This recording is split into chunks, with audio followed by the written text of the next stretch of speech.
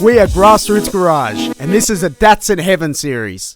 On this episode of Grassroots Garage, we've got the last wagon to be featured from our SoCal Datsun Heaven series. So far, you've met Ray with his beautiful little watermelon wagon, John from the Team Wildcards crew and his SR20 powered wagon, the father and son team Dylan and Nelson and their KA powered little Dat Rod. Finally now, John Williams and his beautifully styled little 510 wagon.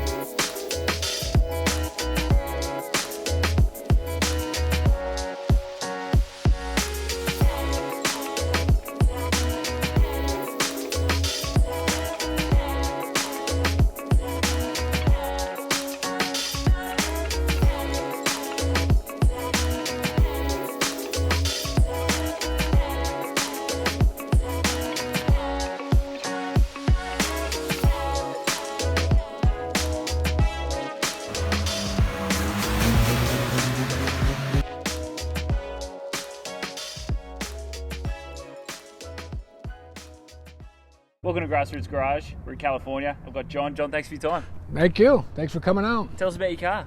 It's a 71 510 wagon.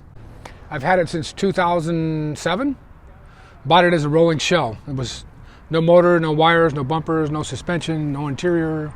It was painted red, but it was just a basic shell. I bought it from, it was in my buddy Nelson with the orange wagon. It was in his driveway. Oh, yeah. Another friend of ours built it and then abandoned it and took all the cool 68 stuff on it. It actually has a 68 cowl welded on.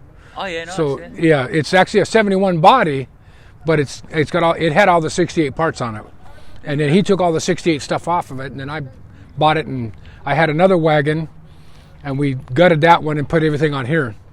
Okay, there you go. From the old wagon that I had before. We took the motor, the wire harness, the suspension, and all that, and put it on this one, drove it for a while, and then I put all new coilovers and 280ZX suspension up front, and then the back is still all stock, just put blocks to get it down. And then I had all the front seats are from a Honda Accord. Oh yeah, cool. And then I had them reupholstered to match the back seat. Yeah. We tried to match it as close as we could, so that it kind of looked like an original seat. Beautiful. And just took the headrest off, so back. And yeah, they recline, and they're better than the stock flat seat. They hold you in a little better. Yeah, so I've had this, like I said, for quite a while. So then it's been through a lot of different changes since I've owned it. It was just, at first it started out as the Radio Flyer.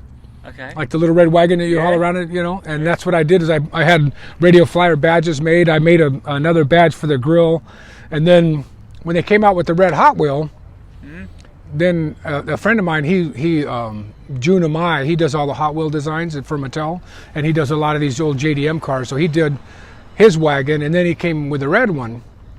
Well, when the red wagon came out, I had a friend of mine come, and we put all the graphics on it so it looked just like the Hot Wheel. I actually took the bumpers off. Yeah. Put black wheels on it so it looked just like the Hot Wheel. Yeah. But I like chrome, so I put the bumpers back on. And I like shiny wheels, so I put the shiny wheels back on. It was a cool factor for a couple of car shows I went to. Yeah. It was, oh my God, it's a real Hot Wheel, life-size Hot Wheel. So that was kind of cool. Yeah, definitely. And I let it go for that way quite a while. And then I took most of the graphics off, but I left the white stripe on the side. I kind of like it. It's different. Yeah. And then the rest of the decals are strategically placed over scratches on the paint, so I'm not a big decal on the outside of the car, but I have them there because there was a flaw in the paint, Beautiful. So, but yeah, it's a fun little car. It's got the motor is just a little L20B with a Weber. Yeah. I don't know, 75, 80 horsepower. It goes pretty good. Yeah. Get on the freeway.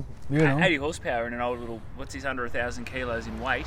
Correct. Yeah. What's kilos in about not a ton. 2,200 pounds. 2,200 pounds. 2,300 maybe. I don't know. Yeah. But now I have single cam KA24 in my shop that's rebuilt with the 5-speed transmission, and then I have an axle that I'm going to eventually put in the rack that's RX-7. So it's a limited slip 390 gears with disc brakes. Beautiful. And it's all in a box, brand new, powder coated, all beautiful. Has all the e-brake controls, and you just take your Datsun wagon axle out and put that in. How good's that? The guy up in Washington, he shortens them and shortens the axles and welds them all back together and has it all powdered. It's completely brand new rear end. Yeah, wow. And so that's a nice upgrade, Yeah. And then it'll give me a limited slip with the new motor. Then I can, when I do burnouts, then I get both tires going. I'm going to take you as far back as you dare go. Tell me about a young John. What got you into Datsuns originally? Oh, God. I didn't really get into Datsuns until, I'm guessing, about 20 years ago.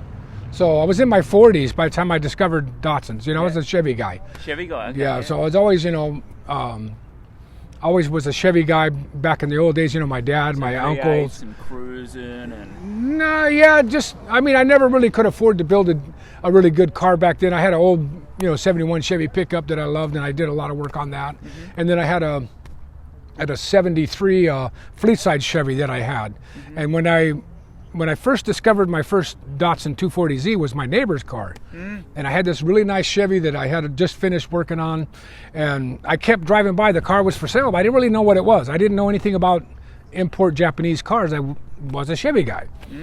So went talked to the guy, and he wanted way more than I was willing to spend, and then every time somebody came and drove it again, something else would break. So one day he comes pounding on my front door. "You want that car? It's $1,500. So I bought the car for $1,500. Do you know how much they're worth these days? And then and I've had that Z for over 20 years now. Yeah. So that kind of got me into the whole Datsun thing. And then all my old hot rod buddies were like, "Well, I don't know why you buy that Japanese car." They get all offended. But the nice thing about that 240 is that got me into SCCA autocross racing. Yeah. So I started doing autocross, and then I just kept modifying that car. And I always loved the 510, but I just never was a 510 guy. And then I stumbled upon one just down the road here that was an impounded car. And I bought it for $400. And it was a running, driving car. I took it back here, cleaned it up, put some paint on it real quick, cleaned up the interior, and drove it for a while until I found this shell. And then we transferred everything from the blue wagon to this one. Beautiful. And then that shell I sold, and it made its rounds throughout Southern California. I think it's probably had 5 owners since I've owned it. I don't know where it is now. Yeah. But that's kind of where I go with the Z car. So, not like I started, like some of these guys, that was their first All car. Their lives, that's right. Yeah, we were joking before. Everyone knows but then someone who's owned I'm one. a little older than most of these guys, so it took me a while to get into that, you know what I mean? Tell us about your workshop as well. Oh, yeah. Well, I have a little machine shop in here, and I do stuff for, aerospace and oil well industry, automotive.